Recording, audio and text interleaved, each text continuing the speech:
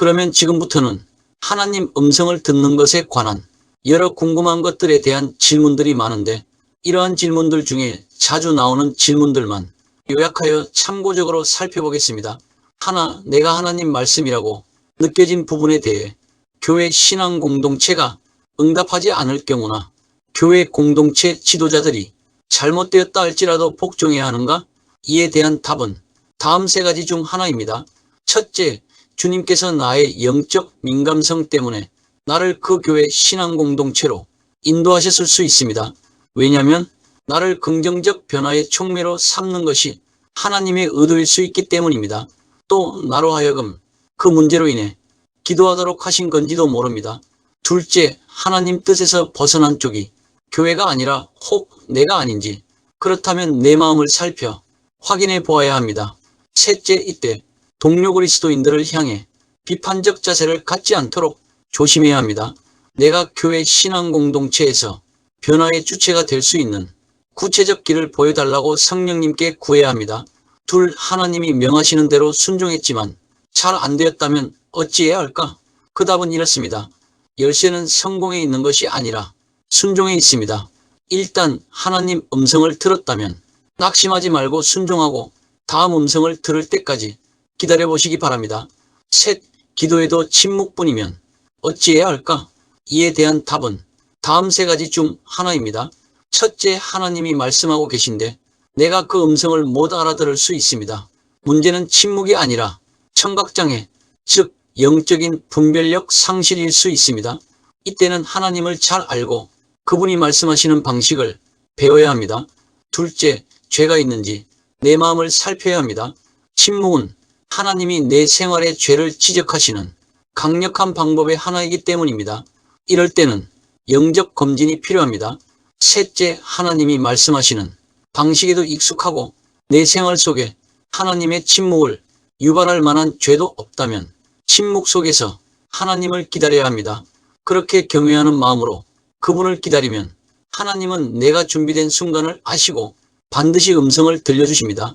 넷, 나는 하나님 뜻을 아는데 가족들 즉 배우자와 자녀들이 순종할 뜻이 없을 때는 어떻게 해야 할까? 이에 대한 답 역시 다음 세 가지 중 하나입니다. 첫째, 하나님 음성에 대한 가족들의 반응은 다분히 내가 그간 가정에 뿌려온 씨앗의 결과일 수 있습니다. 또한 내 가정의 우선순위가 하나님 중심이 아니었다는 반증일 수도 있습니다. 제일 먼저 할 일은 나의 책임을 온전히 다하는 것입니다. 만약 마땅히 돼야 할 영적 지도자가 되지 못한 것이 있다면 이에 대해 가족들의 용서를 구해야 합니다. 둘째, 가족들보다 앞서가거나 그들을 버리지 말아야 합니다.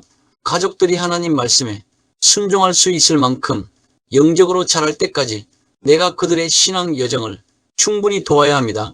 가족들과 함께 하나님의 뜻에 응답하기 위해 나는 기꺼이 필요한 시간과 수고를 드려야 합니다. 나의 첫째 우선순위는 하나님이 내 책임 하에 두신 사람들을 잘 보살피는 것입니다. 셋째, 하나님 앞에서 바른 마음 지키기에 주력해야 합니다. 그리고 가족들에게 역사해 주실 것을 하나님께 구해야 합니다. 다섯, 하나님께도 제2대안이라는 게 있을까? 내 인생을 향한 하나님의 제1대안을 놓친 것 같아 두렵다. 그 답은 이렇습니다. 하나님은 회개를 하면 제2의 기회를 주실까? 답은 그렇기도 하고 아니기도 합니다. 용서받는 것과 내가 내린 선택에 책임지는 것은 다른 문제이기 때문입니다. 하나님의 인도 없이 내린 선택들은 장기적 결과를 낳고 그 중에는 현재의 나에게 엄청난 대가를 요구하는 부분도 분명히 있을 것입니다. 왜냐하면 하나님을 떠날 때는 내 맘대로 떠날 수 있지만 하나님께 돌아올 때는 그분의 기준에 따라야 하기 때문입니다. 다만 지난날의 실수에 연연하지 말고 오직 하나님께서 내 앞에 두신 일에 매진하시기 바랍니다. 관건은 아쉬운 과거에 집중하는 것이 아니라 오늘부터 뜨겁게 하나님 뜻을 품는 것입니다. 여섯, 내 감정에 솔직하다는 차원에서 하나님께 분노를 표출하고 하나님 뜻과 씨름해도 괜찮을까? 그 답은 이렇습니다. 한마디로 안 됩니다. 하나님과 싸우는 자는 하나님을 알지 못하는 자입니다. 하나님을 바로 알면 내 입술에서 참된 예배와 찬미밖에 나오지 않게 되어 있습니다. 하나님 뜻과 씨름 중이라는 말은 곧 그분께 대한 내 불신을 공표하는 것이나 마찬가지입니다. 믿음으로 하나님께 질문하는 것과 불신이나 분노로 따지는 것은 전혀 다른 문제입니다. 일곱 성경의 기드온처럼 양털을 내놓고 하나님 뜻을 분별하듯이 어떤 표적이나 징표를 구한다고 말하는 이들이 있는데 그것은 믿음의 행위일까? 불신의 표시일까? 그 답은 이렇습니다. 하나님 말씀에 보면 참된 믿음은 기적이나 표적을 구하지 않습니다. 참된 믿음은 하나님 말씀을 액면 그대로 받아들이고 앞으로 나아가는 것입니다. 하나님 뜻이 불분명하기 때문에 더 정확히 알려달라고 구하는 것과 하나님이 원하시는 바를 알면서도 그것을 입증해달라고 구하는 것은 별개의 문제입니다.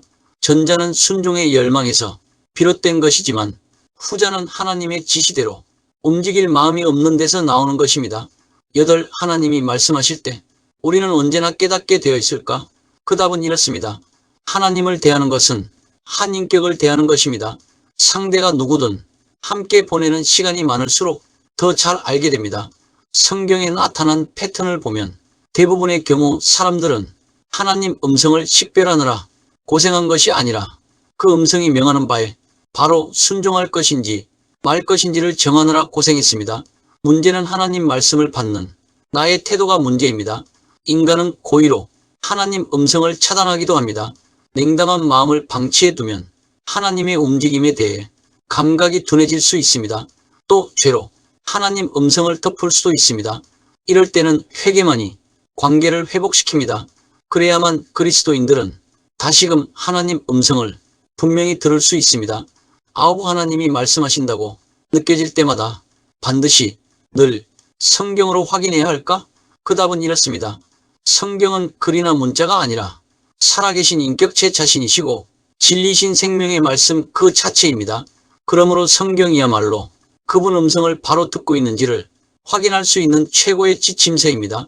우리는 듣는 바 모든 말을 하나님 말씀의 다림줄 즉 기준으로 재보는 습관을 가져야 합니다. 바른 결정에서 0.5도만 빗나가도 그 0.5도가 결국 나를 하나님 뜻과 전혀 상관이 없는 곳으로 나를 데려다 놓을 수도 있습니다.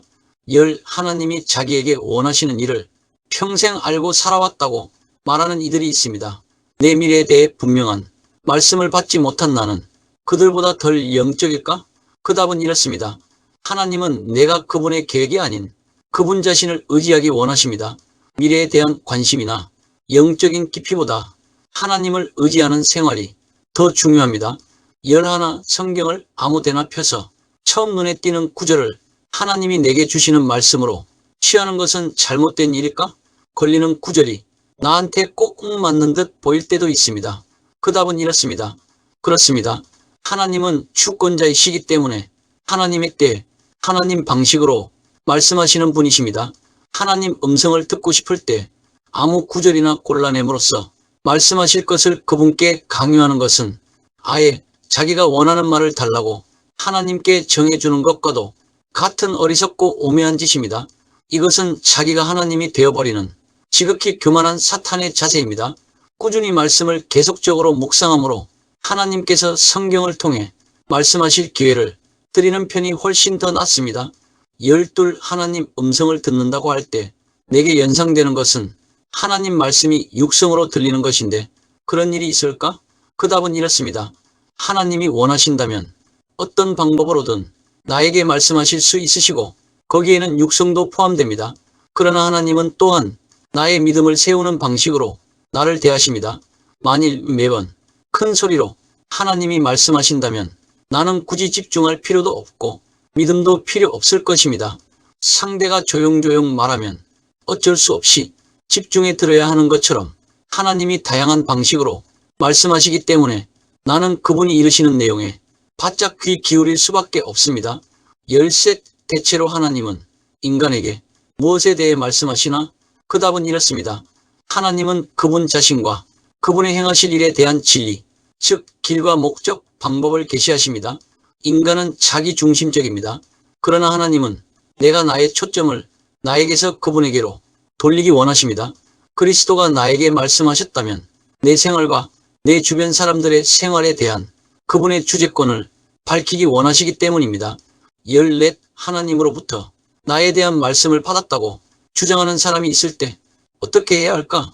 이에 대한 답 역시 다음 7가지 중 하나입니다. 첫째, 주님의 음성을 들었다고 주장하는 이들을 마땅히 존중하십시오. 다만 그들을 존중하라는 것은 하나님이 정말 그 사람을 통해 말씀하신다는 것을 믿는다는 표시요, 그들을 통해 주실 수 있는 말씀에 내 마음이 열려있다는 증거입니다. 둘째, 단 그들의 말을 성경의 가르침에 비추어 시험하십시오. 하나님의 참된 메신저라면 불쾌하게 여기지 않을 것입니다.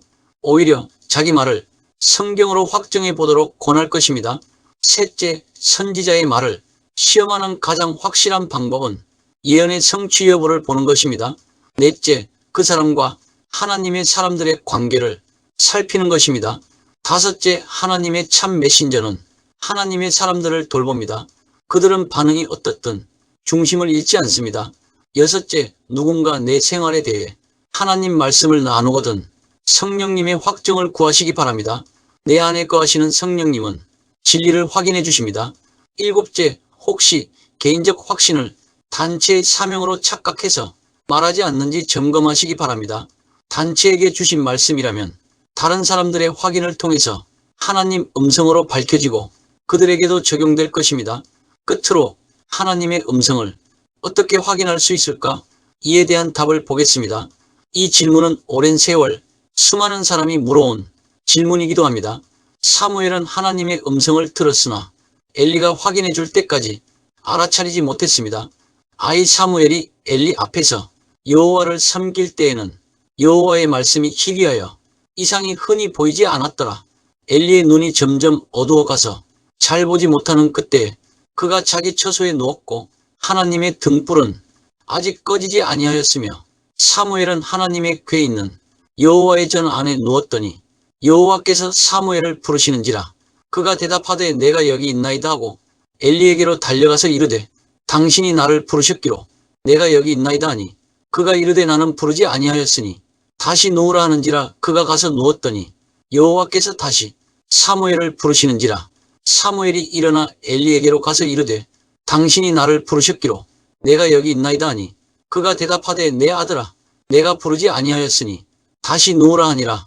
사무엘이 아직 여호와를 알지 못하고 여호와의 말씀도 아직 그에게 나타나지 아니한 때라. 여호와께서 세 번째 사무엘을 부르시는지라. 그가 일어나 엘리에게로 가서 이르되 당신이 나를 부르셨기로 내가 여기 있나이다 하니 엘리가 여호와께서 이 아이를 부르신 줄을 깨닫고 엘리가 사무엘에게 이르되 가서 누웠다가 그가 너를 부르시거든 네가 말하기를 여호와여 말씀하옵소서 주의 종이 듣겠나이다 하라니. 이에 사무엘이 가서 자기 처소에 누우니라. 여호와께서 임하여 서서 전과 같이 사무엘아 사무엘아 부르시는지라. 사무엘이 이르되 말씀하옵소서 주의 종이 듣겠나이다 하니 기드온은 하나님으로부터 실제적인 계시를 받았지만 그가 들은 것을 계속 의심하고 한 번도 아닌 3번이나 표적을 구했습니다. 이스라엘 자손이 또 여호와의 목전에 악을 행하였으므로 여호와께서 7년 동안 그들을 미디안의 손에 넘겨주시니 미디안의 손이 이스라엘을 이긴지라. 이스라엘 자손이 미디안으로 말미암아 산에서 웅덩이와 굴과 산성을 자기들을 위하여 만들었으며 이스라엘이 파종한 때면 미디안과 아말렉과 동방 사람들이 치러 올라와서 진을 치고 가사에 이르도록 토지 소산을 멸하여 이스라엘 가운데에 먹을 것을 남겨두지 아니하며 양이나 소나 나귀도 남기지 아니하니 이는 그들이 그들의 짐승과 장막을 가지고 올라와 메뚜기 떼같이 많이 들어오니 그 사람과 낙타가 무수함이라. 그들이 그 땅에 들어와 멸하려 하니 이스라엘이 미디안으로 말미암아 궁핍함이 심한지라. 이에 이스라엘 자손이 여호와께 부르짖었더라. 이스라엘 자손이 미디안으로 말미암아 여호와께 부르짖었으므로 여호와께서 이스라엘 자손에게 한 선지자를 보내시니 그가 그들에게 이르되 여호와께서 이같이 말씀하시기를 이스라엘의 하나님 내가 너희를 애굽에서 인도하여 내며 너희를 그 종 되었던 집에서 나오게 하여 애굽 사람의 손과 너희를 학대하는 모든 자의 손에서 너희를 건져내고 그들을 너희 앞에서 쫓아내고 그 땅을 너희에게 주었으며 내가 또 너희에게 이르기를 나는 너희의 하나님 여호와이니 너희가 거주하는 아모리 사람의 땅의 신들을 두려워하지 말라 하였으나 너희가 내 목소리를 듣지 아니하였느니라 하셨다 하니라. 여호와의 사자가 아비에셀 사람 요아스에게 속한 오브라에 이르러 상수리나무 아래에 앉으니라. 마침 요아스의 아들 기드온이 미디안 사람에게 알리지 아니하려 하여 밀을 포도주 틀에서 타작하더니 여호와의 사자가 기드온에게 나타나 이르되 큰 용사여 여호와께서 너와 함께 계시도다 하매 기드온이 그에게 대답하되 오나의 주여 여호와께서 우리와 함께 계시면 어찌하여 이 모든 일이 우리에게 일어났나이까. 또 우리 조상들이 일찍이 우리에게 이르기를 여호와께서 우리를 애굽에서 올라오게 하신 것이 아니냐 한 그 모든 이적이 어디 있나이까. 이제 여호와께서 우리를 버리사 미디안의 손에 우리를 넘겨주셨나이다 하니 여호와께서 그를 향하여 이르시되 너는 가서 이 너의 힘으로 이스라엘을 미디안의 손에서 구원하라. 내가 너를 보낸 것이 아니냐 하시니라. 그러나 기드온이 그에게 대답하되 오 주여 내가 무엇으로 이스라엘을 구원하리이까. 보소서 나의 집은 므낫세 중에 극히 약하고 나는 내 아버지 집에서 가장 작은 잔이다 하니 여호와께서 그에게 이르시되 내가 반드시 너와 함께 하리니 네가 미디안 사람 치기를 한 사람을 치듯 하리라 하시니라.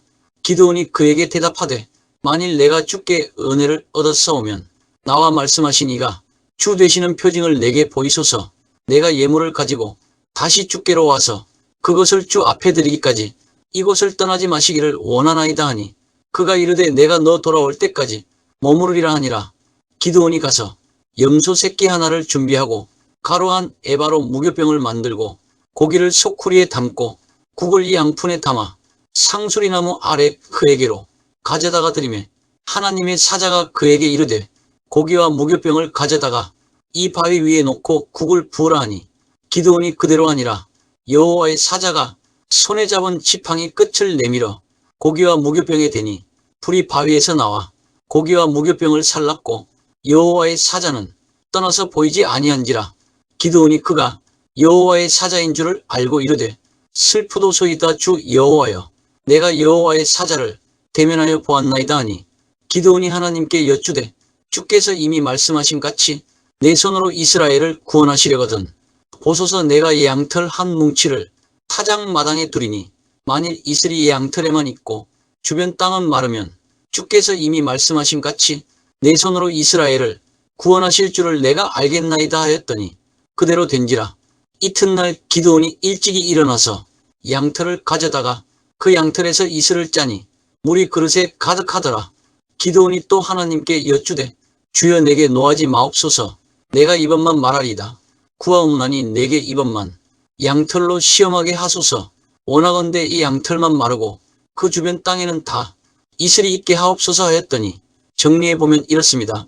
내가 하나님의 음성을 들었다고 할 때 어떻게 하나님의 음성인지 아닌지를 구분할 수 있을까? 먼저 기드온과 사무엘이 당시 가지지 못했던 것을 지금 나는 소유하고 있습니다.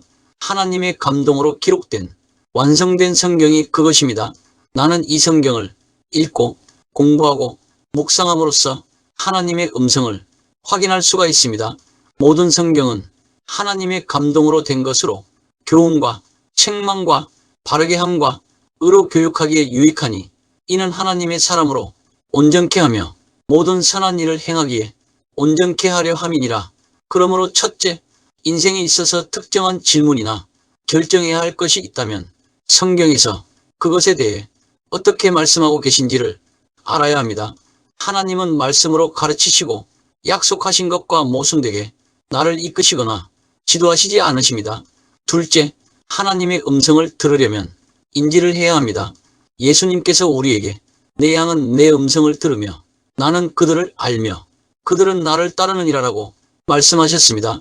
하나님의 음성을 듣는 자들은 하나님에 속하는 자들, 즉 주 예수 그리스도의 십자가의 공로를 믿음으로 의지해서 구원받은 후 현재까지도 자신 안에 예수 그리스도께서 성령님을 통하여 내주함을 받는 자들입니다. 그들이 바로 하나님의 음성을 듣고 인지하는 양들입니다. 그들은 하나님을 목자로서 알았기 때문에 목소리를 알아들을 수가 있는 것입니다. 그러므로 내가 하나님의 음성을 알아듣기를 원한다면 예수 그리스도께 속한 자가 되어야 합니다. 셋째, 나는 찬양과 경배, 예배, 기도, 성경 공부, 말씀 묵상, 제자 훈련 등을 통해서 하나님의 음성을 들을 수 있고 또 들어야 합니다. 하나님과 더 많은 시간을 갖게 되면 하나님의 음성과 인도하심을 더 쉽게 인지할 수 있습니다. 은행의 점원은 진짜 돈을 찾아내는 법을 아주 세밀히 공부하면서 위조지폐를 분별하는 훈련을 받습니다. 이것이 가짜를 찾아내는 가장 쉬운 길입니다. 나는 하나님의 말씀, 즉 그분이 말씀하시는 바에 친숙해야 합니다. 그래야 하나님이 내게 말씀하시거나 인도하실 때 하나님의 음성인 것을 확신할 수 있습니다. 하나님은 내가 진리를 이해할 수 있도록 말씀하시고 내가 진실을 이해할 수 있도록 말씀하십니다. 하나님은 내가 들을 수 있도록 육성으로도 말씀하실 수도 있지만 우선적으로 살아계신 인격체이시고 진리 자체이신 생명의 말씀인 성경을 통해 말씀하십니다. 기타 때때로 성령님이 나의 양심을 통하여 그리고 환경을 통하여 혹은 다른 사람들을 통하여 말씀하시기도 하십니다. 그러나 가장 최종적으로는 내가 들었다는 하나님의 음성은 성경 말씀의 진리에 적용해서 분별하는 것이 가장 최선이라는 것을 잊지 마시기 바랍니다. 많은 관심과 구독 및 좋아요, 알림 설정은 영상 제작에 큰 힘이 됩니다. 감사합니다.